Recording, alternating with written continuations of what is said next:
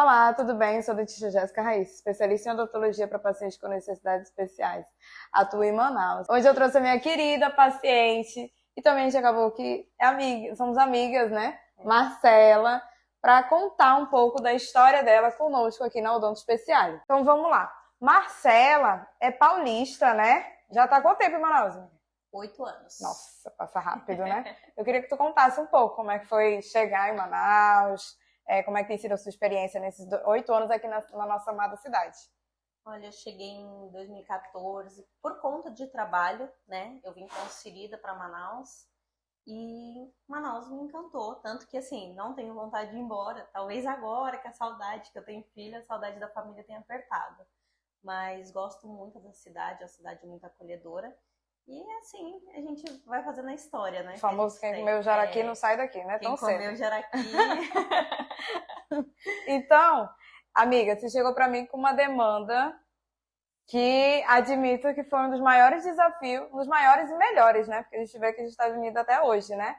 Sobre fobia odontológica. E a gente sabe o que a gente passou aqui dentro desse consultório, né? Muitas lágrimas rolando.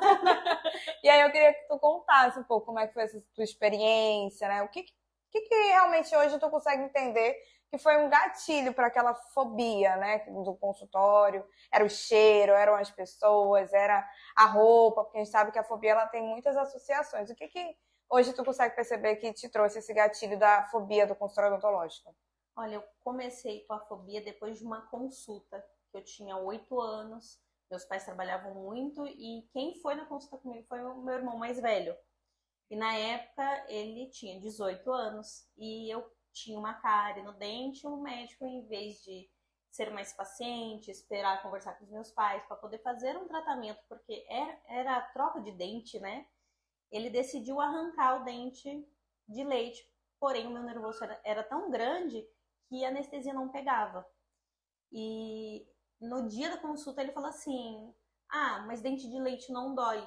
E ele me arrancou o dente sem nenhum preparo, nenhum tratamento ou acompanhamento, porque meu irmão estava pro lado de fora do consultório. Ele não adentrou. Ele saiu do consultório para pedir autorização para fazer o procedimento. E aí o médico fez.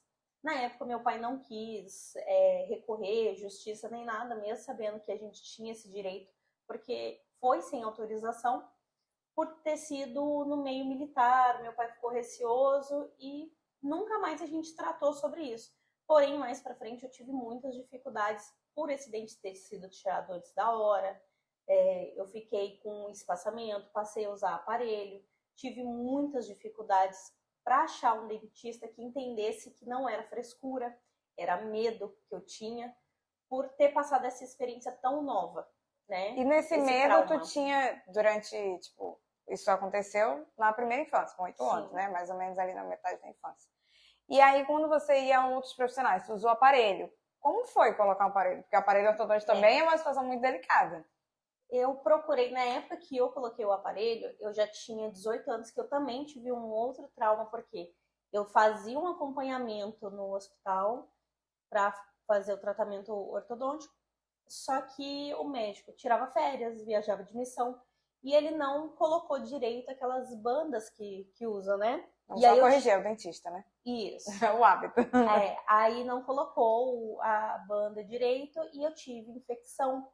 Novamente, perdi um dente sem necessidade nenhuma de ter perdido por um tratamento errado. Aí, a vez que eu tirei o meu siso, meu pai entrou, deu a mão. Isso você já estava adulta? Eu já estava adulta, 18 anos. Com os 19, a gente procurou um profissional fora do hospital que a gente fazia, uma pessoa de confiança que entendeu totalmente minha fobia. Fiz todo o meu tratamento, tanto que, assim, tenho poucas falhas de corrigir, porque eu não coloquei aquela contenção depois, porque eu me mudei para Manaus, porque eu concluí o meu tratamento no mês que eu viria para Manaus.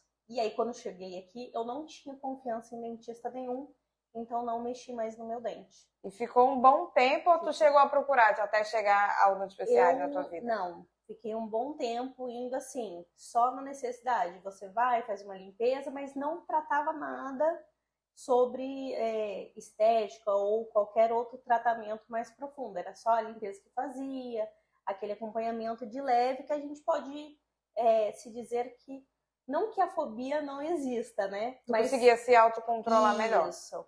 Mas para qualquer tratamento mais invasivo, não tinha coragem. Eu lembro que tu chegou para mim e eu lembro que tu perguntou era se o teu marido podia entrar. Isso. Porque tu teve uma experiência mesmo nessa demanda, que entre aspas é o básico, mas não é o básico, porque é o fundamental. Isso. E você falou que teve 2 situações que você procurou ajuda em outro local e você não tinha sido sentido acolhida. Conta como é que foi isso. Eu cheguei, na verdade, eu procurei, mas porque eu fui comer a farinha, a farinha dessa Manaus, e eu quebrei o dente. E quando eu cheguei numa emergência, eu perguntei se meu marido poderia entrar, e a médica falou, poxa, você é adulta, precisa de uma pessoa? Não, eu não quero ninguém aqui porque o nosso procedimento é assim. Só entra o paciente. E aí eu não retornei mais o consultório, só tirei a parte que tinha quebrado, não retornei para conseguir concluir o procedimento. Fui em outro atendimento, me falaram a mesma coisa. Na consulta tudo bem, mas no procedimento não entra ninguém. E nem celular. Então assim, eu não podia nem ter o apoio, fosse via telefone para a pessoa ficar conversando comigo, não consegui em 3 lugares que eu fui diferente. Fez rezando, sim. Eu só tinha tirado o que precisava. E aí, por fim, eu decidi, como eu estava sentindo muita dor e numa emergência, aí encontrei uma pessoa que ia fazer o canal, porque chegou a quebrar num ponto que faria canal, e essa pessoa deixou o Thiago entrar. Porém, ela só fazia aquele procedimento. E eu tinha quebrado o dente a um ponto de fazer um implante. E ela não trabalhava com aquilo. Então, o tratamento foi totalmente limitado ao que eu precisava naquela emergência. E depois eu não tinha mais ninguém que eu poderia confiar. E aí foi quando você... Foi quando eu recorri à amizade. E aí, assim, uma coisa, nós realmente somos amigas, né? Externo, mas a gente também não quer dizer que é aquela obrigação de... Eu mesma nunca cobrei ninguém. Tu bem sabe que eu não ligo para amigo, você tem que vir no consultório comigo. Como é que foi para você criar essa confiança? Olha, eu acho que a nossa confiança, ela começou de fora. E um dia o meu marido falou assim, poxa, você é amigo de uma dentista e você conversa tanto com ela, se sente tão bem, até mesmo de falar dos seus problemas psicológicos em relação à odontologia, por que você não tenta marcar uma consulta? E aí foi quando eu vim e a gente chegou naquela consulta que eu perguntei, meu marido pode entrar? E aí foi o dia que foram prantos, né? E hoje tu já não tem... Eu lembro que a primeira consulta a gente ficou o quê? Umas 2h30.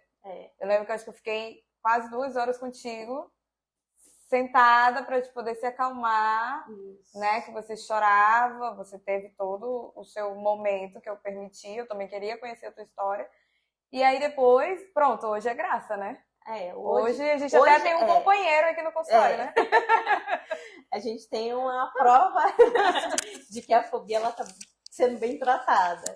Mas quando eu vim, que a gente conversou, que você me passou bastante tranquilidade e entendeu a minha fobia, não tratou como se fosse bobeira de adulto, que teve algo lá atrás, né? 20 anos atrás aconteceu alguma coisa assim e você ainda não tratou, você, como é que eu posso dizer? Você foi sensível ao meu caso. Sim. Isso me deu mais segurança, mais confiança de poder sentar na cadeira, porque é pavoroso sentar na cadeira. E a minha fobia era tanta que eu adiava, eu não marcava o dentista. Não era assim, cheguei e não consigo fazer. Não, eu nem marcava o dentista. Era quanto era obrigada. Que no dia que eu vim, quem marcou foi meu marido. Foi?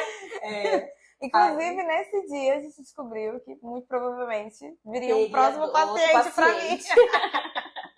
Né? Teria mais um paciente. E naquele dia a gente até conseguiu fazer um procedimento. E foi a primeira vez em anos que eu fiz um procedimento sem anestesia. Foi a primeira. Sempre era Eu sempre era anestesiada, e assim, eu pedia para ser anestesiada. Uhum. Eu preciso, porque para eu fazer eu preciso não sentir nada. E era uma coisa assim, tipo, anestesiava tanto que eu ficava metade do lado sem sentir para fazer uma cárie. Pequenininha, para fazer uma limpeza, eu pedi anestesia. E foi a primeira vez que eu sentei numa cadeira de consultório, Fez um procedimento fiz um necessário. procedimento e me senti segura. Olha, maravilhoso. E aí a gente tem uma outra demanda junto, né? Depois de um tempo, você veio, aí descobriu que estava grávida, então tivemos ali uma limitação de um tratamento. E aí, por uns 9 meses, né? E aí é isso que a gente tem Matheus, nosso príncipe. Mini paciente. Hoje já tem um mini paciente. Na verdade, já fez o teu pré-natal, né? Fizemos o teu pré-natal odontológico ainda, te fiz todas as orientações. Então, acaba que tu vem em várias demandas comigo, né? Vem por fobia, vem na parte de pré-natal gestacional, que é super importante, né? Te ajudou as orientações que a gente fez? Bastante. Nossa, é porque a gente acha que o pré-natal, ele só inclui a questão obstétrica. A gente não... Eu descobri aqui no consultório, quando a gente veio da primeira consulta, que eu precisaria fazer e os riscos que causam quando a gente tem alguma coisa, uma necessidade, né, de tratamento na boca, e como eu estava, né, tive que interromper por descobrir a gestação, então era algo que a gente tinha que acompanhar, né, é uma questão que ninguém fala, que o pré-natal precisa, sim, de acompanhamento. E também o acompanhamento do bebê, né, que a gente também já faz essa prévia, né, te ajudou a preparar quando fosse o momento depois que o bebê nasce, de você ficar observando algumas demandas, o cuidado. Tu conseguiu aplicar isso com ele também, em relação a essa demanda? Eu consegui aplicar bastante junto com a consultoria de amamentação. Porque antes do bebê nascer, a gente é tudo muita teoria, a gente não sabe por onde começar. Aí a gente começa a perceber algumas demandas, que foi até o motivo de eu trazer o pequenininho com 28 dias, né? Foi. Na verdade, ele veio antes para uma avaliação. E com 28 a gente fez o procedimento né? Dele. Que você percebeu junto, foi um alerta da consultora para você, né? Para você observar se ele junto com a equipe, né? Se ele tivesse tendo muito refluxo, se ele tivesse perda de peso, né? Os engasgos, né? E as cólicas, né? Que era o que ele estava tendo um pouquinho mais. E aí eu comecei a pesquisar mais sobre isso, porque depois que eu tive a consultoria de amamentação, eu conhecia um pouco do organismo, assim, você vai conhecendo do seu filho, se ele tá comendo bem, se ele não tá, e eu comecei a ver que aumentou cada vez mais o refluxo. Porém, eu olhei na caderneta, como a gente vê na internet, olha, vê o que a fono avaliou no hospital. E na caderneta dele tava falando assim, retorne em 6 meses. Para ficar em observação o teste da linguinha. É isso, o teste da linguinha. Porém, eu não me senti tranquila, porque eu pensei, poxa, em 6 meses ele vai começar a introdução alimentar. E se ele perder peso até lá? Porque começou a ser frequente. Toda a mamada dele, ele tinha um refluxo muito grande. E ele estava na amamentação exclusiva, né? Não era o seu interesse entrar com mamadeira, né? Você não tinha interesse. Ele não chupou chupeta, não usava mamadeira. Nos dias que eu tinha dificuldade de amamentação, eu fazia naquela técnica do copinho aberto. Da translactação, né? Você fez a colherzinha dosadora. Fiz bastante. Seu seio doía muito? Ou não? Eu tive, assim, bastante sensibilidade, mas não tive ferida, não tive nada, então acabou que me ajudava bastante. Era mais ele, né? Eu ordenhava bastante o leite. Ele pegava muito bem, porém ele tinha muito refluxo. E isso não saía da minha mente. Eu ficava, poxa, eu tô fazendo errado, ou ele tá mamando errado, a posição deve estar errada, eu não devo estar segurando ele o suficiente para ele arrotar. Aí, tudo isso tu acompanhou com a consultora e tava essa parte demandando bem. Só que aí a gente ainda tinha aquela suspeita ali daquele teste da linguinha um pouquinho alterado, uma observação. Aí eu fui 2 vezes na pediatra nesse período, e a pediatra falava assim, vamos aguardar. Eu falei assim, não sai da minha mente. Aí eu falei assim, quer saber? Eu vou em alguém que eu confio. Se eu confio a minha fobia, eu vou confiar meu filho. Aí foi quando eu trouxe para fazer uma avaliação. Que aí a gente percebeu que realmente tinha demanda junto com a equipe, né? Conversamos exatamente tudo isso que tu avaliou. e a gente percebeu que ele tinha um freio submucoso ali que, né, com a sua autorização à equipe, era a demanda que tecnicamente faltava. E foi o que eu te garanti, né? A gente faria uma anestesia. No caso, como ele era muito novinho, né, de 28 dias, não foi preciso a sutura, né, no caso dele. E aí vem a outra parte, porque entrou no ponto que a gente pegou no, vamos dizer assim, no amor do pai, né? Porque uma coisa era só você. E aí a gente tinha você e o pai, aflitos, primeiro filho, primeira situação, 28 dias. E nesse dia eu vi teu marido nervoso. Nesse dia, e tu tava tranquila. Nesse dia ele não teve nem coragem de ficar pra dentro, porque ele falou assim, eu não tenho coração pra isso. E você tranquila, você pode fazer. Eu falei, você tem certeza, você pode fazer. Como foi? Porque a gente teve um cuidado, procedimento. Foi feito com anestesia, né? Lembra que eu te falei, não faça o procedimento de liberação de frênulo sem anestesia, a gente vai fazer uma anestesia adequada. Mas eu queria saber qual foi a sensação, porque foi tu que estava ali. Porque o pai falou, não, agora o problema é teu, não mandei se inventar com 28 dias. Eu tive muito preconceito, eu acho que da família em si, tanto a minha quanto a dele, achava que eu estava tomando uma decisão muito precoce. Porém, quem estava ali amamentando, quem estava no dia a dia vendo que ele poderia perder peso, porque assim, ele não perdeu, mas ele deixava de ganhar, né? E poderiam trazer qualquer outras circunstâncias de não fazer o procedimento quanto antes. E cada vez que eu lia, eu via que tinha que ser o mais cedo. Aí então eu entrei no convencimento do pai. Eu falei assim, nós vamos fazer porque eu amamento, então eu entendo que é o melhor para ele. Aí ele falou assim, não, tudo bem, então a gente vai fazer em uma pessoa que a gente confia. Aí ele começou a aceitar, mas a condição foi, quem entra é você. Esse foi o acordo dele. Foi o acordo dele. Ele falou assim, eu pago, mas quem entra é você. E, amiga, depois do procedimento, é uma coisa que eu sempre explico muito aos pais e que eu te expliquei. Existe um tempo, né, que a criança tem que pegar, tá anestesiada, né? Eu queria que tu falasse isso também, até porque muitas vezes as pessoas têm esse medo quando você for explicar.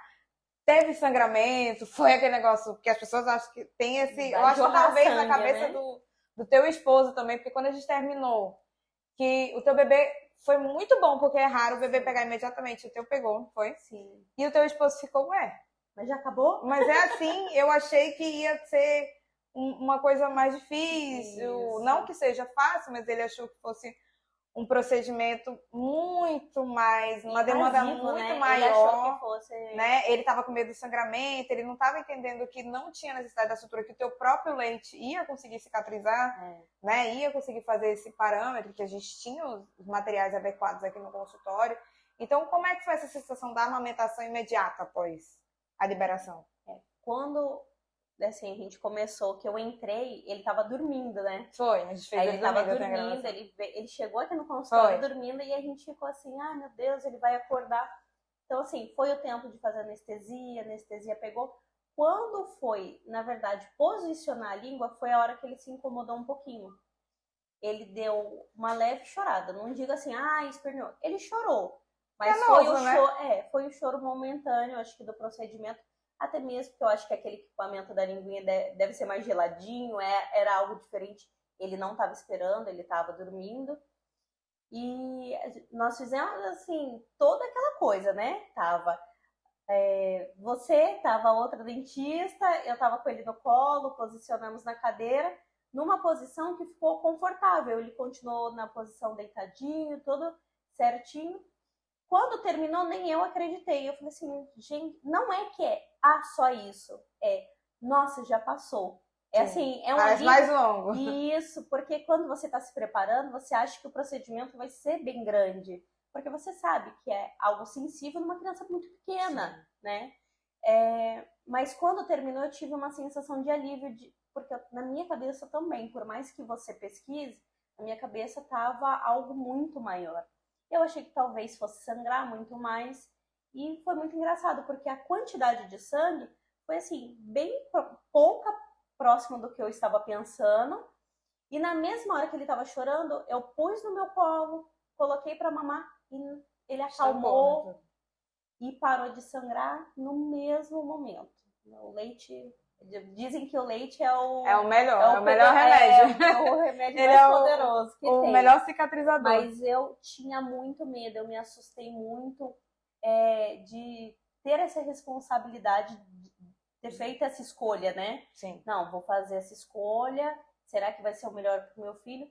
Porém, a gente procura os melhores profissionais. Se eu estava confiante de vir trazer minha fobia para cá, eu me senti muito confiante e eu não pensei duas vezes. Eu vou levar para Jéssica porque é a pessoa mais capaz foi bom, disso. foi positivo, a amamentação depois também melhorou. Ele dormiu, naquele mesmo dia ele foi mamando até em casa, ele dormiu a noite inteira.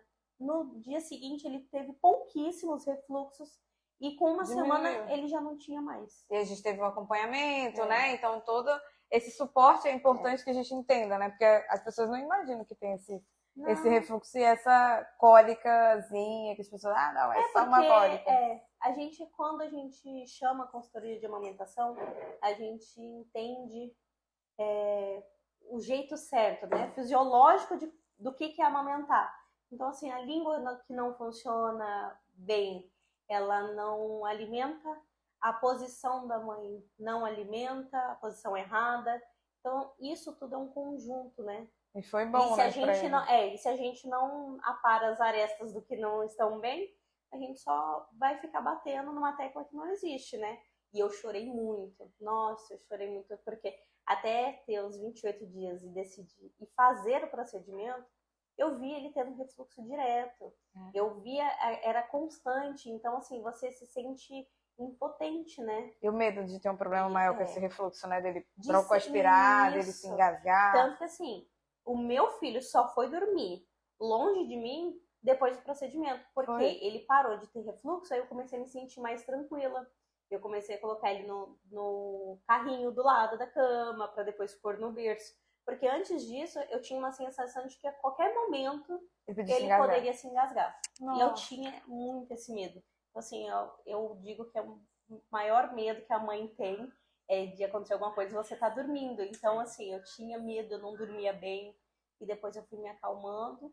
E hoje em dia... Nossa, segue a vida aí. Segue a vida. Aí eu começo a pensar assim, eu acho que eu era muito neurótica.